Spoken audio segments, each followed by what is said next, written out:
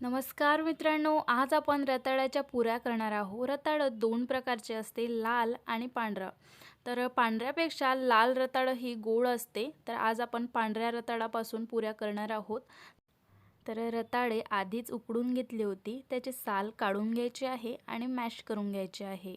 यामध्ये आवडीप्रमाणे साखर घालायची आहे, सोबतच विलायची पूड टाकायची आहे आणि थोडे थोडे करत गव्हाचे पीठ टाकायचे आहे। नंतर एकजीव करत पीठ मळायचं आहे। पीठ मळल्यानंतर गोळा करून त्याची मोठी पोळी लाटायची आहे। डब्याने किंवा डब्याच्या झाकणाने पुऱ्या कट करून घ्यायचे आहे। नंतर गरमागरम तेलामध्ये एक एक पुरी सोडून तळून घ्यायची आहे। छान असा कलर येतपर्यंत पुऱ्या तळून घ्यायच्या आहे आणि एका चाळणीवरती पुऱ्या काढून घ्यायच्या आहे। नंतर गरमागरम पुऱ्या सर्व करायच्या आहे। हा व्हिडिओ डिटेलमध्ये पाहायचे असेल तर माझ्या यूट्यूब चॅनलवरती जाऊन बघू शकता। थँक्यू।